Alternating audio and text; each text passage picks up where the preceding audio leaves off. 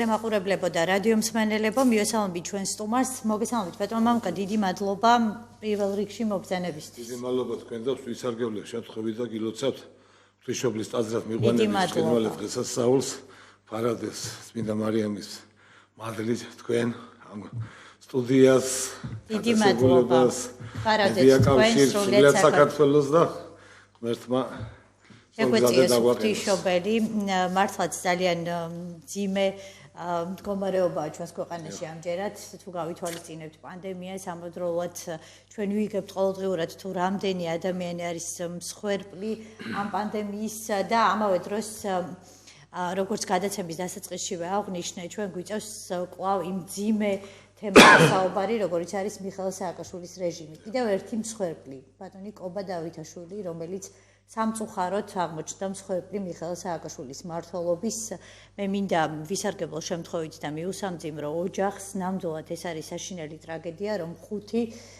მოზარდი რომელიც დარჩა ობლად და ჩვენ ვიცით თუ რას მოყვა ეს დაავადება შემდეგ რაც დაემართა ბატონ კობას მიხეილ სააკაშვილის რეჟიმი და 7 ნოემბერი მინდა გავიხსენო დღეს ჩვენ ვხედავთ რომ ნაციონალური მოძრაობის წევრები საკმაოდ მრავლად არიან კვლავ წარმოდგენილი საკანონმდებლო ორგანოში თუ რა თქმა უნდა შეთანხმება შედგა ქართულ ოცნებასთან ვნახავთ რომ კვლავ ისინი იქნებიან ერთ-ერთი მთავარი ოპოზიციური ძალა როგორ ფიქრობთ თქვენ რა ყავთ ხედველობაში ოცნებაში რო არიან ისეთი ნაცმოძრაობის წევრები თუ ნაცმოძრაობის სახელით რო გამოდიან უკვე ფაქტობრივად ერთობლივი კომბინაციაა ასე ვთქვათ ოცნების ნაციონალებით და ცალკე ნაციონალური მოძრაობის განშტოებებით მაგრამ მამუკა, რატომ არ მოითხოვა ამ ადამიანებს პასუხი? რატომ ვხედავთ ჩვენ კვლავ დამნაშავეებს, რომლებიც მორალს გვიკითხავენ, შეიძლება ითქვას, და ჩვენ გვახსოვს ასევე საქართველოს პატრიოტების რეზოლუციის პროექტი, რომელიც ნაციონალური მოძრაობის მმართველობის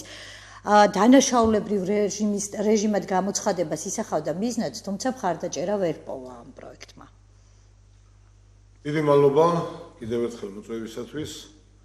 პოლიტიკას ისე როგორც სხვა დარგს ჩვენი ცხოვრებისა აქვს თავისი კანონები ასევე იურისპრუდენციასაც თავისი კანონები აქვს და დამნაშავედ არ ითვლება ის ადამიანი რომელსაც სასამართლო განჩინებით რომელიც არ არის სასამართლო განჩინებით დამნაშავედ მიჩნეული ასევე ჩვენ ვსაუბრობთ პოლიტიკურ შეფასებაზე პოლიტიკურ შეფასებაზე ვსაუბრობთ და მე არ ვიცი ნაცმოძრაობის მოღვაწეობის 2003-2012 წლების ან რატომ 2003-2095 წლიდან მოყოლებული ამ პოლიტიკური ძალის პოლიტიკური შეფასება საქართველოს არ გაუკეთებია არც მის პოლიტიკურ ორგანოს ამ შემთხვევაში პარლამენტის მოქმედებაში და სამწუხაროდ არც სრულიად საზოგადოებას და ის რომ გარკვეული ნაწილი საზოგადოებისა შეიძლება უდიდესი ნაწილი უარყოფითად აფასებს ამ საქმიანობას ეს არ არის საკმარისი იმისათვის რომ ასე ვთქვათ პოლიტიკურ ცხოვრებაზე რეალურად აისახოს საზოგადოება შეხვდა ასე ვთქვათ მინდობით კოაბიტაციის გამოცხადებას საზოგადოება შეხვდა ოვაციებით შუას გაკრეფის გამოცხადებულ პოლიტიკას და ფაქტობრივად ჩვენ მივედით იქამდე, რომ მთელი ეს ამ წლის განმავლობაში ხდებოდა რეაბილიტაცია იმ დანაშაულებებისა, რომელიც ნაცმოძრაობამ თავის დროზე ჩაიდინა. ხლა, როცა ჩვენ ამ დანაშაულებებზე ვსაუბრობთ, არანაირი პიროვნული არც სააკაშვილის მიმართ, ასწლების მიმართ ჩვენ არ გაგვაჩნია, ეს უბრალოდ არის საჭირო იმისათვის, რომ სამართლიანობა დაამკვიდრდეს ქვეყანაში. ეს არის საჭირო იმისათვის, რომ საზოგადოებამ დაინახოს რა არის სწორი გზა. ჩვენ ხშირად ვსაუბრობთ იმაზე, რომ აი სააკაშვილმა მიიღო თავისი. ეს თავისი მიგვაჩნია ის, რომ არ არის პრეზიდენტი. და ამით გვაყოფილდებით.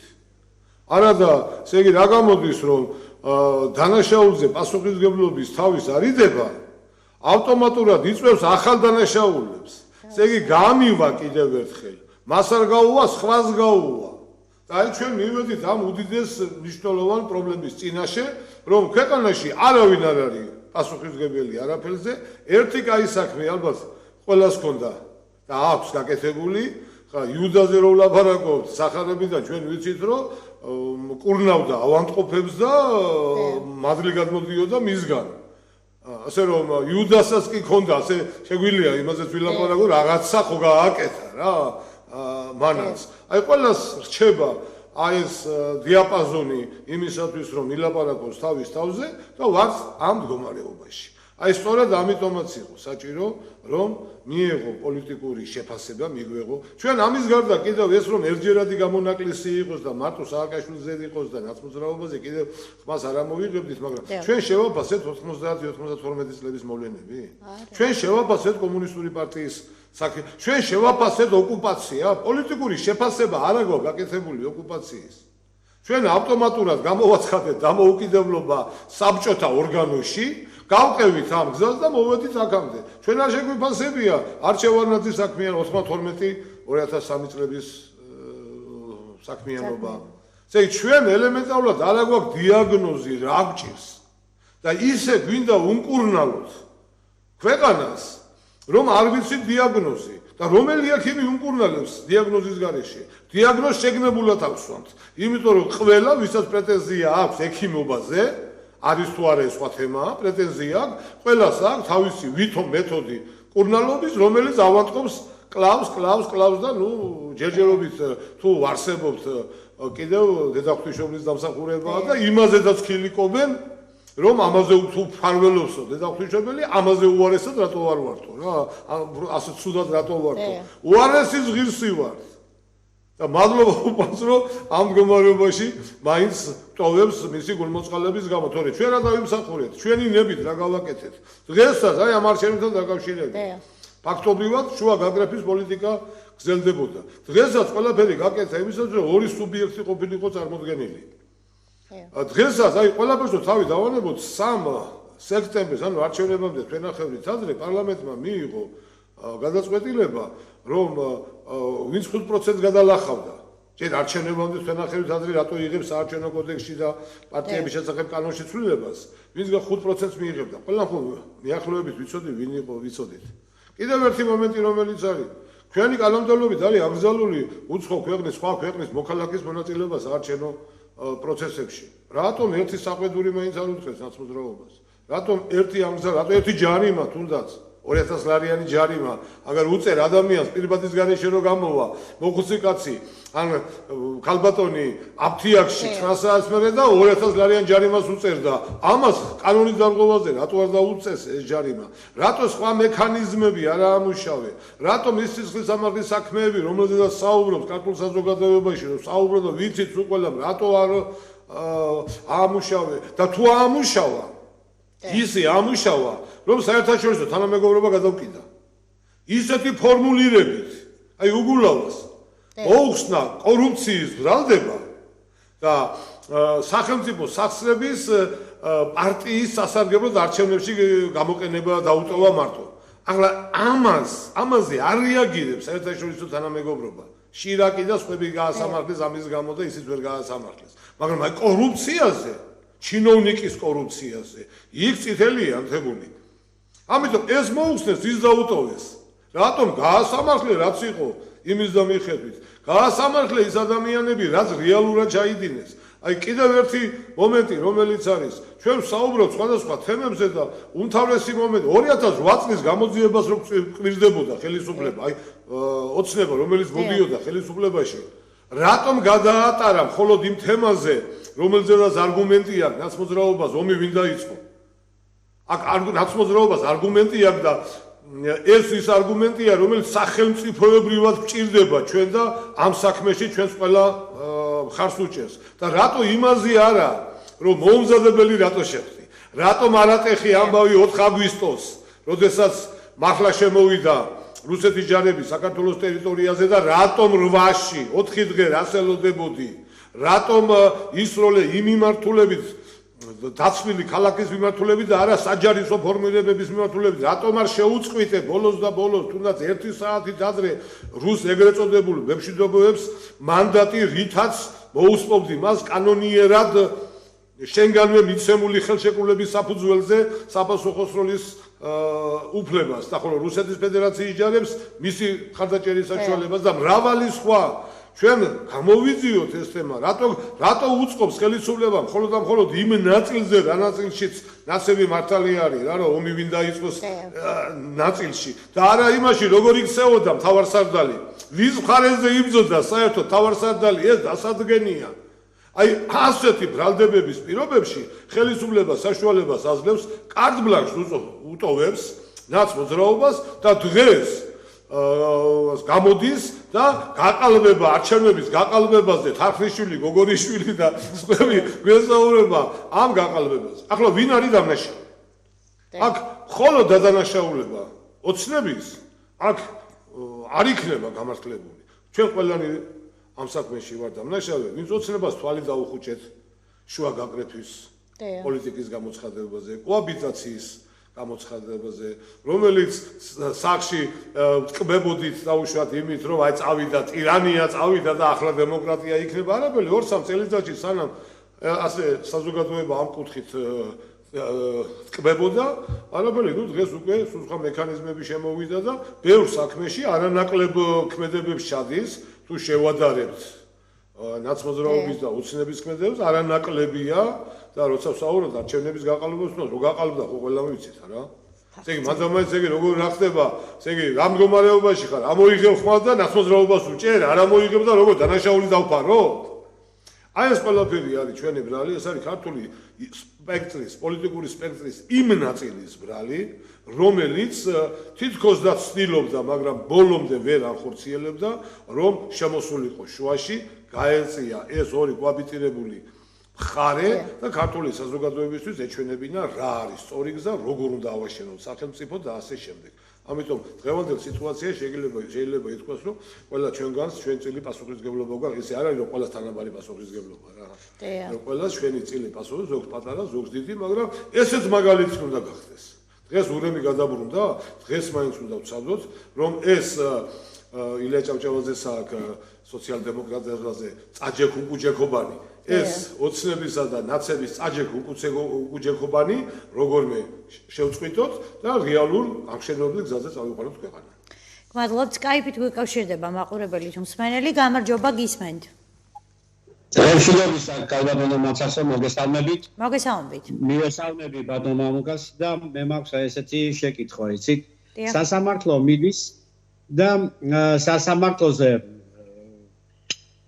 დამნაშავე კვლელი დედმამის არის გამოცხადებული და მოსამართლე ეუბნება, რომ აი უნდა დაგხრიტოთო შენო საძაგელი ხარო, დედმამა დაგხრიტეო.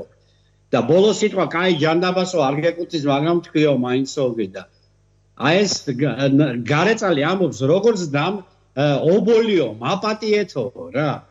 როდემდე უნდა ვაპატიოთ აი ამ უმგზავსო პარტიებს, როდემდე უნდა ვქეკოთ ვინ არის კარგი, რაში იყო კარგი, რაში იყო ცუდი. დღესდღეობით კალბატონი მურჯანაძე გამოზარდა თავისი ბრწყინვალეშვილი, თავს გვახევს ეხლა დიდ პოლიტიკოსად. იგივე შალიკო თუ შალვა რა ქვიან იმას ნათელაშვილმა თავისი შვილი მოაბრძანა და მოგვახვია თავზე როგორც ხსნელი საქართველოსი და მოსახლეობის. როდემდე უნდა ვაპატიოთ მაგათი შეცდომები, მაგათი გამოთქმები, მაგათი გამოხტომები და არ არის ის დრო, რომ ცენზურა იყოს და იყოს დაშვებული პარტიები, ის პარტიები, ვისაც არ აქვს ხელი სიცხში ამოსვლილი. და მეცაც გეტყვით, დღესდღეობით თუ ჩვენ გვაქვს აი ესეთი საზიზღარი მდგომარეობა, ეს იმის ბრალია, ჩემო ბატონებო და ქალბატონებო, რომ თბილისი გახდა მთელი საქართველო. ვისაც უნდა, ვისაც არ უნდა გამოვლელს, არ აქვს განათლება, არ აქვს ცენზი, პნიან პარტიებს. დღეობით ძალიან კაი ახალგაზრდები არიან და ვინც არიან გასული ზოგი საფრანგეთში, ზოგი ინგლისში, ზოგი რა ვიცი კიდე საათ ამერიკაში და იქიდან თითისქნევი ჩვენ ჭყვას გვასწავლიან. ჩამობძანენ ეს განათლებული ხალხი და აქ შექმნან ის ეკონომიური სიტუაცია, რომელიც შიც დღეს ჩვენ აი ამ გასაგებია. დიდი მადლობა. გმადლობთ. სრულად ვეთანხმები მსმენელის მოსაზრებას და ჩვენ მარტო ვიშვიში არ გვყმარა. ამისათვის არის საჭირო ნაბიჯების გადადგმა. და რა არის ეს ნაბიჯები? ელემენტარულად ახლა მხოლოდ საუბარი იმაზე, რომ არ ვარგა რაღაც კრიტიკა. არა, ქმედებით უნდა ვაჩვენოთ ხალხს, აი თუნდაც არის მსმენელს. ქმედებით უნდა ვაჩვენოთ, რომ არსებობს ის ძალა, რომელსაც შეუძლია იმ ამოცანების გადაჭრა, რაც ქვეყნის წინაშე დგას. აუცილებელია ის, რომ არ დავტოვოთ ოცნება ნაცმოძრაობის წინაშე პირისპირ. აუცილებელია ის, რომ შეიქმნას სხვა კიდევ მიზიდულობის ცენტრები. აუცილებელია, მე მაგალითად ღია ეთერში შემიძლია თქვა, მე მიყვირს ამ თამაშში რატომ არის ზოგიერთი პარტია აყოლილი ნაცმოძრაობას, მაშინ როდესაც სრულიად შეაძლებელია, ვისაც აქვს ამის რესურსი, ვისაც აქვს მედიაზე წვდომა, ელემენტარული ტექნიკური საშუალებები, მოდი შეეცადონ იმას და ერთობლივად შევეცადოთ, რომ გაკეთეს სხვა ცენტრებიც, სხვა მიზიდულების ცენტრები, რატომ იკრიბება მხოლოდ დაუშვათ, რატო ხდება მოლაპარაკება ამ ორ სუბიექტებს შორის, ჩამოყალიბდა ორი სუბიექტი, ნაცმოძრაობის ფრთა, ასე ვთქვათ, თავისი ნატეხებით და აქეთ ოცნება. დანარჩენი, ვისაც არ აქვს სურვილი ითამაშოს ამ ორის თამაში, იქნებ როგორმე დავიდეთ ერთად, იქნებ მოძებნოთ საშუალება, რომ საზოგადოება, ასე ვთქვათ, შემოვიკრიბოთ ჩვენს გარშემო და ვაჩვენოთ, რომ ამ მოლაპარაკებებში ეს იქნება საარჩევნო კანონი, ეს იქნება თუნდაც საელჩოში მიმდინარე მოლაპარაკებები, ეს იქნება სხვა საკითხები. აქ შექმნა ჩვენ ისეთი პოლიტიკური და რაც თავარია მორალური კლიმატი, რომელიც აიძულებს ოცნებასაც და ნაცმოძრაობასაც გაითვალისწინოს ჯანსაღი საზოგადოებრივი აზრი. ჩვენ არ უნდა დაუტოვოთ ცარიელი მოედანი. როგორც გამოთქმა არის, რომ ეშმაკი შედის იქ, სადაც სიცარიელია, იქ შედის, სადაც რა ადგილსაც დაუტოვებ, შენ გულში იმით შემოდის, შენახა სუბიექტი. დღეს ჩვენ ასეთი სუბიექტი მოედანზე გამოკვეთილი სუბიექტი. როგორ არა ცოცხლობთ, როგორ არა გამოდივართ, საუბრობთ, ზოგი იღებს რაღაც პროცენტს, ზოგი ვერ იღებს, ამას ამ შემთხვევაში მნიშვნელობა არ აქვს. თავარი არის ის, რომ ის გამოკვეთილი სუბიექტი არ არის, რომელიც საზოგადოების დიდ ნაწილს, რომელიც ჩვენაირად ფიქრობს, როგორც ეს მაყურებელი ფიქრობს, როგორც ჩვენ ფიქრობთ, მაგრამ ვერ ხედავს თავისი ინტერესების გამომხატველ ძალად. ამიტომ აუცილებელია დღეს პასუხისმგებლობის მქონე ყველა პოლიტიკურმა სუბიექტმა მოძებნოს თავისთავში ის ზალა, დასწნენ ერთად და შექმნან ისეთი მიზიდულობის ცენტრი, რომელიც აიძულებს ერთის მხრივ ხელისუფლებას ანგარიში გაუწიოს, კი უნდა ნაცმოძრაობასთან დაждდომა, კომფორტულია მისთვის. ნაცმოძრაობასთან დაждდომა, როცა უნდა თავში წამოაწყავს 9 წელი სისხლიანი რეჟიმი, ცოცხები, რაღაცა და ასე შემდეგ. ეს ფუფუნება უნდა მოუსწოს ოცნებას. პირიქით, აქ უნდა დადგეს და აიძულოს, რომ დაილაპარაკოს იმ ხალხთან, რომელსაც ასე მარტივად ვერ წამოარტყამს თავზე ხელს ერთი მხრივ და მეორე მხრივ საერთაშორისო თანამეგობრობამ უნდა იცოდეს. მან ხო ძალიან კარგად იცის. თუნდაც მიხეილ სააკაშვილმა თავისი პირი დამხილა, რომ 2003 წლების ეგრეთ წოდებული პროპაგანდირებული ვარდების რევოლუცია ეს იყო რუსული პროექტი. და რომ ამერიკის საელჩო აქამდე რო თავს ახსოვდნენ, რომ პროდასავლური ძალების მიერ იყო ამერიკის საელჩო თუმცა წინააღმდეგი ყოფილა ამ პროცესის. ასევე ამერიკის საელჩო დღესაც წინააღმდეგია, დასავლეთის დღესაც წინააღმდეგია რევოლუციური სცენარების. ანუ ისინი თანმიმდევრულები არიან. ხოლო ნაცებისთვის, როდესაც აქაც არათანმიმდევრულობაა, როდესაც მათ ჭირდებათ, მაშინ პროდასავლურ დროშას აფრიალებენ, მაგრამ როცა ჭირდებათ, თავისუფლად შეუძლიათ უშუალო სიტყვებით მოიხსენიოს სტრატეგიული პარტნიორის ელჩები და დიპლომატები და საერთოდ მათი ქვეყნების ხელისუფლების წარმომადგენლები. სწორედ ამიტომაც დღეს არის აუცილებელი მიმართავ ყველა პოლიტიკურ სუბიექტს, რომელსაც აქვს თავისთავში იმის სფერო, რომ შეუძლიათ ამოუკიდებელი თამაში და გამოვიდეს პოლიტიკურ მოედანზე, შექმნას ის მიზიდულობის ცენტრები, ვისთან დაიჯდომილება არ არის აუცილებელი, მაგრამ ეს ერთი შეიქმნას. შეიქმნას 2, 3, ვისაც როგორ შეუძლია და აჩვენოს ოცნებას, აჩვენოს საზოგადოებას, საერთაშორისო თანამეგობრობას და რაც თავარია უფალს, რომ ჩვენ შეგვიძლია სწორი ქართული პოლიტიკის გატარება. თუ ეს იქნება მიღწეული, მაშინ ეს თამაში ჩაიშლება. სხვა შემთხვევაში ეს გაგრძელდება აღმავალი ხაზით. ეხლა ნახეთ რა ხდება. 3 დღეა მთავარი თემა საქართველოში არის ბუშტებს გაუშვებენ თუ არ გაუშვებენ. მაშინ როდესაც ტერიტორიულ ოკუპირებული ქვეყანაა COVID-ი მძვირვარებს ჩვენს გარშემო 200 კილომეტრში ომი მიდის როდესაც აი ასეთი სერიოზული გლობალური დაპირისპირების ეპოქაში ვცხოვრობთ ასეთი ეკონომიკური გამოწვევებია ჩვენ ქვეყანაში და ამ დროს საუბრობთ ბუშტი და შეშა არის თუ არა დანაშაულის იარაღი ეს უნდა დავამთავროთ ამიტომ მოუწოდებ ყველას რომ იქნებ მოუძებნო ძალა იმისათვის რომ დავსხდეთ მოგწონს არ მოგწონს ერთმანეთი ეს ერთი თემაა არ მოგწონს ორი ჯგუფი დაждდეს სამი ჯგუფი დაждდეს ოღონდ თავარი არის რომ თამაშის კოაბიტაციის თამაში რომელიც მიმდინარეობს ეს ჩაიშალოს თორე შემდეგ კვლავ აღმოჩნდებით იმ დრამის წინაშე რაც არაერთხელ ყოფილა საქართველოში ორი ვითომს და დაპირისპირებული სუბიექტის ერთმანეთზე თითქოს და სისხლის გველი დაპირისპირება რაც საბოლოო ჯამში კიდევ ერთხელ დაშლის და დააქუცმაცებს ჩვენ ქვეყანას. ბატონო მამუკა, უნდა აღინიშნოს რომ პოლიტიკურ სივრცეში ერთ-ერთი გამორჩეული სუბიექტი გახლავთ საქართველოს პატრიოტთა ალიანსი, რომელიც არ უერთდება თუნდაც სხვა ოპოზიციურ ძალებს როგორც არის ნაციონალური მოძრაობა და სხვა პოლიტიკური ოპოზიციურ გაერთიანებაში შემავალი პარტიები ის მოქმედებს დამოუკიდებლად. ამავე დროს უნდა აღინიშნოს რომ ყველა ის თემა რაც თქვენ ახსენეთ თუნდაც 2008 წლის ომის თავიდან გამოძიება დამნაშავეების დასჯა ეს ყველა თემა არის აბსოლუტურად თანმიმდევრულად საქართველოს პატრიოტთა ალიანსის მიერ ყოველთვის გაპროტესტებული და შეიძლება ითქვას ისინი მუდმივად საუბრობდნენ იმ ძირითად მნიშვნელოვან პრობლემებზე რაც სახელმწიფოებრიობისთვის იყო აუცილებელი და აუცილებლად გამოსაძიებელი საქმეებიც. როგორ ფიქრობთ თქვენ დღეს ქართული ოცნება არ აძლევს ასეთ ძალებს არანაირ გასაგან შეიძლება ითქვას რომ პირიქით ძრგუნავს მათ ახაც ვნახეთ არჩევნების შედეგებიდან გამომდინარე თუ როგორ გაუყალბეს საქართველოს პატრიოტთა ალიანსს ხმები და მტკიცებულებები არსებობს ამისი ჩვეულებრივი ოქმების სახით მაგრამ ფაქტი ის არის რომ არ აწყობს ქართულ ოცნებას მსგავს ძალებთან ერთად თანამშრომლობა მათ აწყობთ და უფრო კომფორტულად არიან ნაციონალურ მოძრაობასთან და ასევე სხვა დანარჩენი რაც შეეხება პატრიოტთა ალიანსს დიახ თქვენ ალბათ მოგეხსენებათ რომ ჩვენ პიროვნულად ძალიან კარგი ურთიერთობაა ალიანსის ლიდერებთან არა მარტო პოლიტიკიდან არამედ ჯერ კიდევ მაშინ როდესაც ისინი პოლიტიკაში არ იყვნენ ასე ვთქვათ ადამიანური ურთიერთობები მიუხედავად ამისა ჩემს თავს უფლებას ვაძლევ ღიად საჯარო ეთერში განვაცხადო რომ აი თქვენ ბრძანეთ ახლა ისინი საუბრობდნენ ამაზე ამაზე როცა მე ვსაუბრობ სახალხო პარტია როცა საუბრობს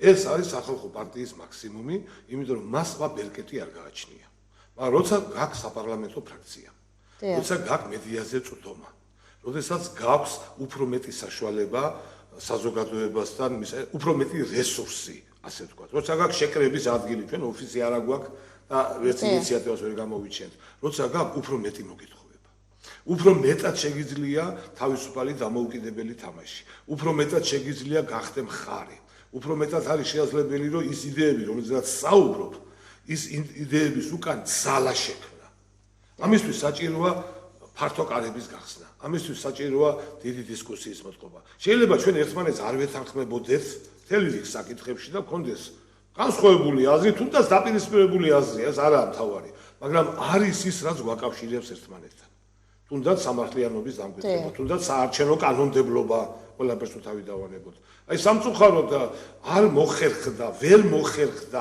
არაიღო ვერაიღო არ ვიცი თავის თავზე იგივე პატრიოტთა ალიანსა რომელსაც შეეძლო ამ შემკრების ფუნქციის აღება აი დღეს აუცილებელია ყველა პოლიტიკურმა სუბიექტმა ეს აიღოს ვერ დაანახა სახალხო პარტიამ ვერ დაანახა გასაგებია იმიტომ რომ რესურსის დეფიციტი აქვს უფრო მეტი რესურსი აქვს დამეთანხმებით პატრიოტთა ალიანსს ბოლო ფრაქცია პარლამენტში სხვა რესურსზე არაფერზე არ ვსაუბრობ მაგრამ აუცილებელია სწორედ ის რომ აი ამ ოცნება ნაცების ამ კოაბიტაციის პოზიციას პოლიტიკას არა მარტო სიტყვით არამედ საქმითაც გავემიჯნოთ შექმნათ ახალი თუნდაც დღეს არ არის გვიან შექმნათ ახალი ცენტრი სადაც თქვენ საუბრობთ ცენტრზე სადაც იქნება რამდენიმე რა თქმა უნდა ერთი ინტერესების ერთი ინტერესი თავარი ინტერესი დღეს ჩვენ რა გვაქვს ჩვენ გვაქვს ორი თავარი ინტერესი პოლიტიკას თავი დავანებოთ ორიენტაციას თავი დავანებოთ ეკოხედვებს თავი